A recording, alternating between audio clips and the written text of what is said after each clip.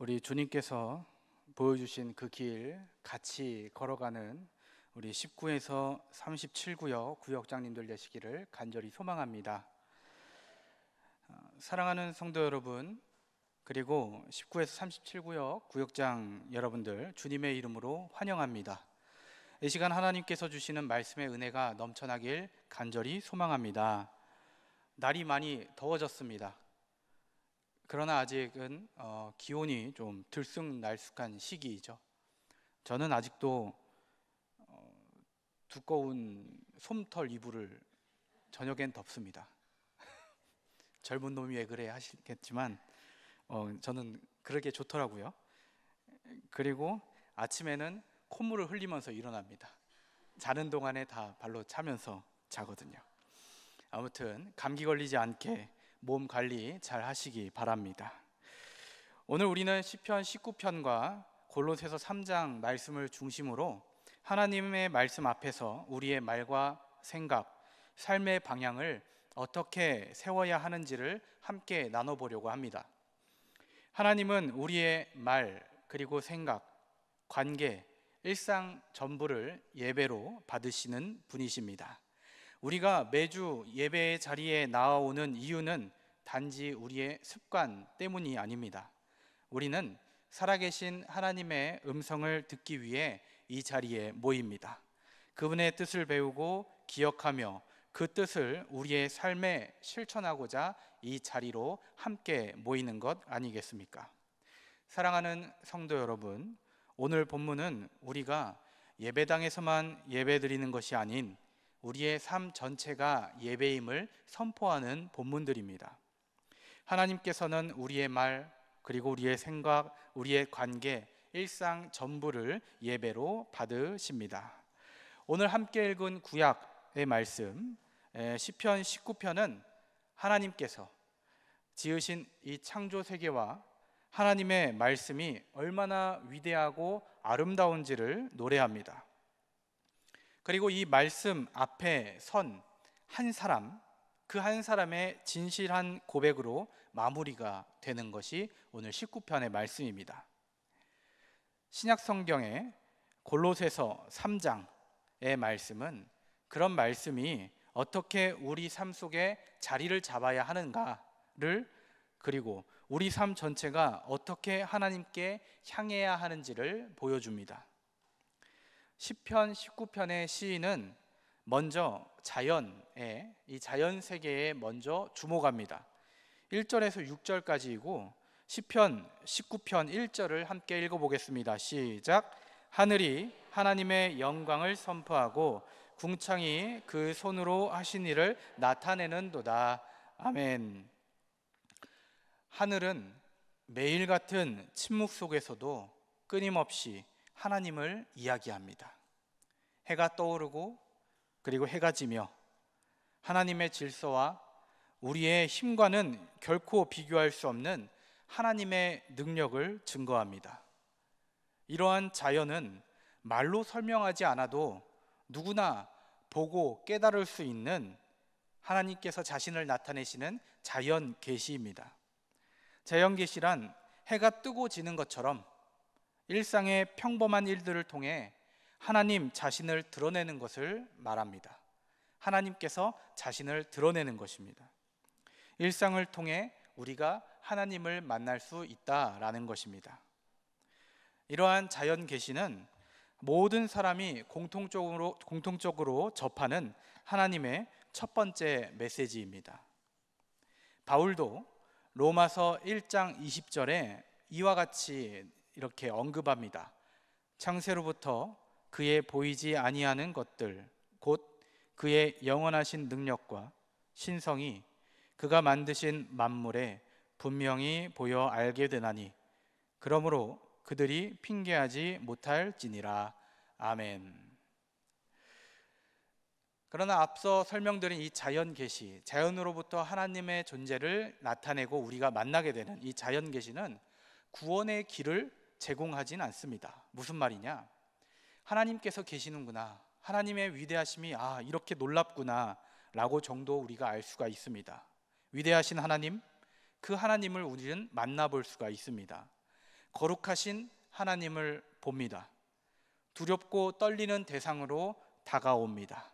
하지만 그분의 뜻과 구속의 계획, 예수 그리스도의 은혜에 대해서는 해에 뜨고 짐을 통해 그리고 일상을 통해서는 알려주시진 않습니다. 그래서 시인은 자연 계시에서 이제 특별 계시, 말씀 계시로 이동하게 됩니다. 말씀을 통해 드러내 보이시는 것입니다. 7절부터 시편 19편 7절부터 끝까지입니다. 하나님의 구체적인 뜻이 말씀 안에서 선명하게 드러나기 때문입니다. 시편 기자는 여호와의 율법은 이라고 하면서 이제 다른 시선을 보여줍니다.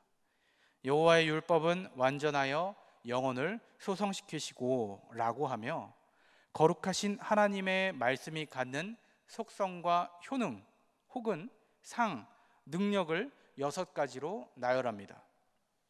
제가 율법은 하면 여러분들은 뭘 할까요? 네, 그렇게 하시면 됩니다.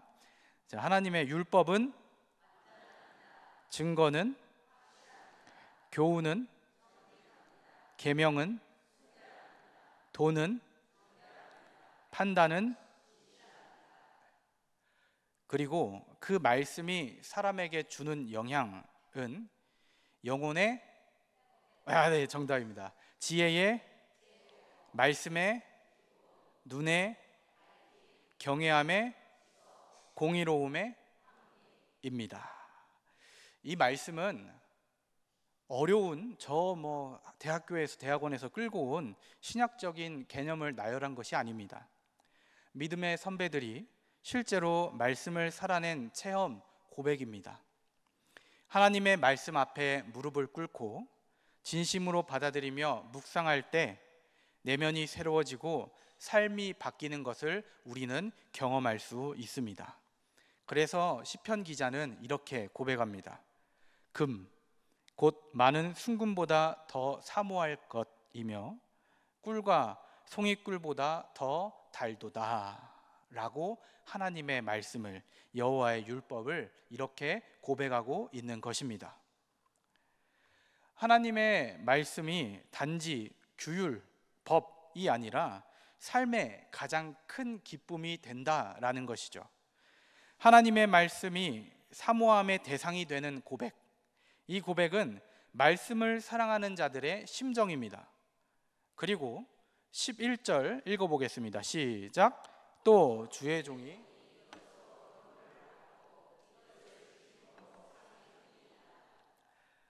아멘. 이 하나님의 말씀, 이 말씀은 우리를 경고합니다.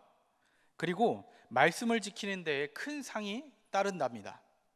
정리하자면 말씀은 경고로서 우리를 보호하고 지침으로써 우리를 바른 길로 이끈다라는 것이죠.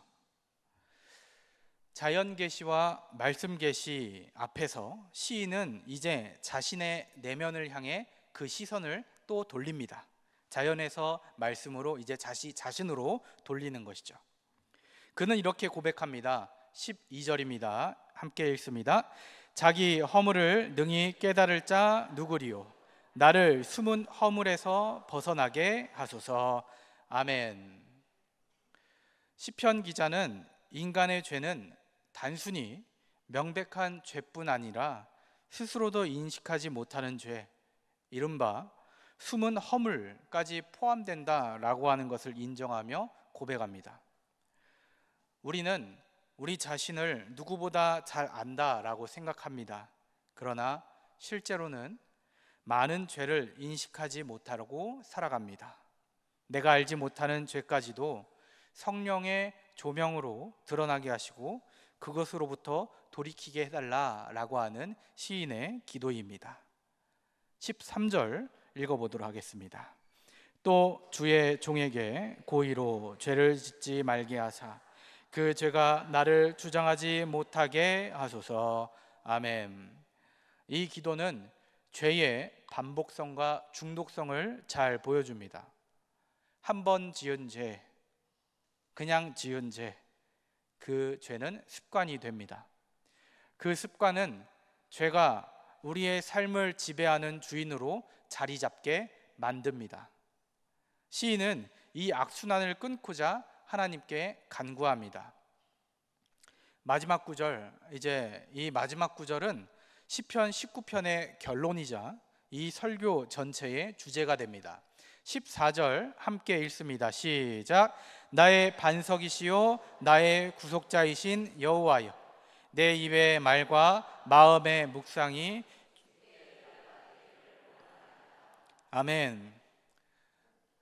시편 19편의 시인은 단지 자신의 행위가 아닌 말과 생각까지도 하나님께 받아들여지기를 간절히 원하고 있습니다. 말은 우리의 삶을 표현하는 수단이고, 마음의 묵상은 우리 존재의 깊은 내면을 반영합니다. 하나님은 겉모습뿐 아니라 그 중심을 보시며, 그리고 그 중심의 움직임 하나하나가 예배가 되기를 원하십니다. 여러분, 입이 근질거리죠? 방금 14절을 읽으니까. 이게 아주 준비된 유머인데요, 아무도 웃으시진 않네요. 나의 입술의 모든 말과 나의 마음의 묵상이, 나의 입술의 모든 말과 나의 마음의 묵상이 주께 연락되기를 뭐라고요? 원하네. 네, 요게 떠올라서 근질거리실까 한번 해봤습니다. 우리의 입술의 모든 말, 마음, 묵상 다 주님께서 받으십니다. 골로새서 보도록 하겠습니다. 바울은 골로새 교회 성도들에게 이렇게 권면합니다. 골로새 3장 16에서 17절입니다. 함께 읽겠습니다.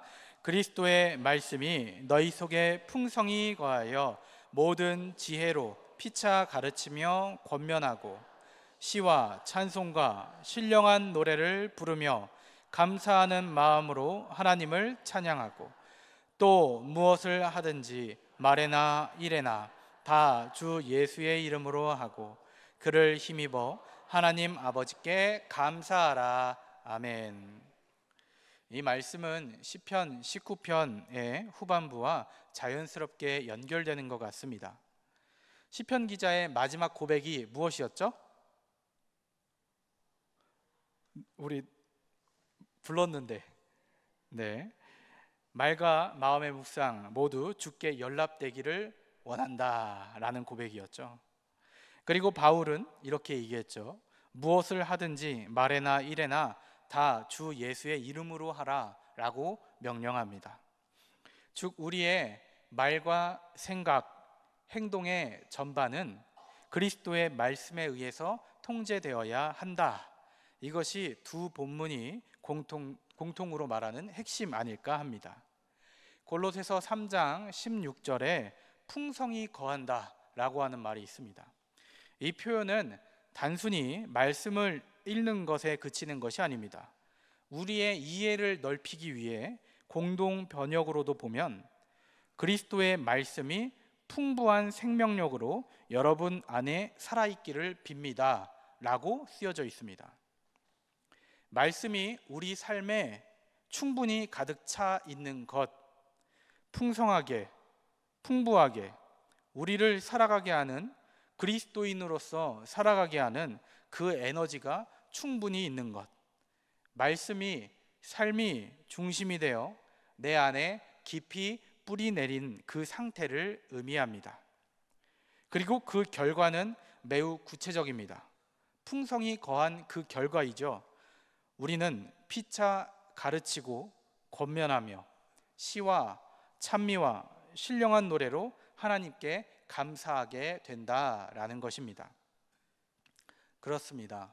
말씀은 곧 나를 넘어 공동체적 열매를 맺게 하는 것입니다. 하나님의 말씀은 나만이 아니라 우리 모두를 세우는 것이고, 그 말씀의 능력이 우리 교회 안에서 나타나져야만 합니다. 우리는 말씀을 머리로만 이해하고 그리고 삶으로 살아내지 않으려고 할 때가 종종 있습니다. 머리로는 이해를 하고 머리로 이해하고 동시에 삶으로 살아내야 하는 것, 우리 함께 말씀을 통해 알아봤습니다. 시편은 우리의 중심에서 드리는 예배를 강조했습니다. 골로새서는 공동체의 삶 전체가 드리는 예배를 강조합니다. 말씀이 중심이 될 때 우리의 말과 행동은 더 이상 세상의 가치에 흔들리지 않게 됩니다. 우리의 삶이 예배가 되기 위해 필요한 것은 바로 삶의 모든 순간을 말씀으로 해석하고 반응하는 훈련입니다. 어렵고 힘들지만 고난이 찾아올 때 우리는 말씀으로 반응해야 합니다. 익숙하다 하여 그냥 지나가는 것이 아니라 사람들과의 관계를 맺어갈 때에도 말씀의 기준으로 판단하고 말해야 합니다. 그리고 그 모든 삶의 일상이 곧 하나님께 드려지는 거룩한 예배가 되어야만 합니다. 하나님께서는 단지 우리가 예배당에서 드려지는 찬양과 기도만을 예배로 받으시지 않습니다. 말과 행동, 태도, 생각, 관계 속에서 하나님께서 기뻐하시는 방식으로 살아가는 삶 자체까지도 모두 다 예배가 됩니다. 우리는 이 예배가 거룩한 시간에만 국한된다라고 생각하기 쉽습니다. 그러나 성경은 예배를 삶 전체의 태도로 확장하고 있음을 우리는 알고 있습니다. 로마서 12장 1절 바울의 고백을 함께 읽습니다. 시작. 너희 몸을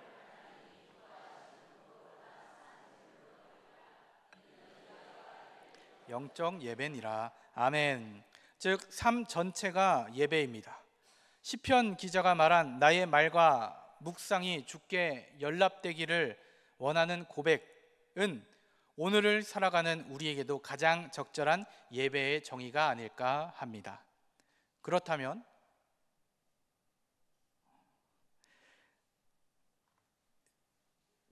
이거는 제가 생각이 안 나서 쳐다본 게 아니라 보시라고 한번 쳐다봤습니다. 이게 짜여져 있는 겁니다. 그렇다면 우리는 지금 이 순간 하나님께 연락되는 언어를 사용하고 있습니까? 우리는 내 마음의 묵상을 하나님 앞에 기도처럼 올리고 있습니까? 일상의 선택, 일터에서의 관계, 가정에서의 말, 그리고 교회에서의 섬김이 말씀과 일치합니까? 이 질문 앞에 우리는 겸손히 나 자신을 돌아보아야만 합니다. 신앙은 교리의 문제가 아니라 살아냄의 문제 아닐까 합니다.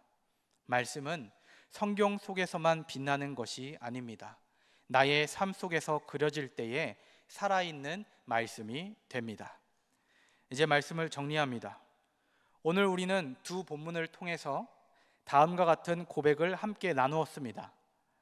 하나님의 말씀은 창조 세계를 넘어 우리의 삶을 새롭게 하는 능력임을 고백하는 성도님들 되시기를 간절히 소망합니다. 하나님의 말씀 앞에 우리는 숨은 죄까지도 드러내며 내 말과 생각까지도 주께 드리는 예배를 결단하시기를 간절히 축복합니다. 바울은 그리스도의 말씀이 우리 안에 풍성히 거할 것을 요청합니다. 우리가 하는 모든 말과 행동은 예수님의 이름으로, 예수의 이름으로 행해져야만 합니다. 그리스도인의 삶은 곧 예배입니다. 입술의 말과 생각, 행위와 침묵이 모두 하나님 앞에 드려져야 합니다. 이제 우리는 다시 결단해야 합니다. 함께 차근차근 화면을 보시고 고백해 보겠습니다. 함께 고백합니다. 주님, 나의 말이 주께 드려지길 원합니다. 나의 생각과 내면의 묵상이 주 앞에 기도이길 원합니다. 그리고 내 삶의 모든 말과 행동이 예수의 이름으로 설명될 수 있기를 원합니다. 아멘. 사랑하는 성도 여러분, 이 고백이 우리의 고백되기를 간절히 바랍니다. 사랑하는 성도님들의 모든 말과 그리고 침묵, 섬김과 결단이 주께 연락되는 제사로 드려지기를 간절히 축복합니다. 말씀을 생각하며 잠시 침묵으로 기도하도록 하겠습니다.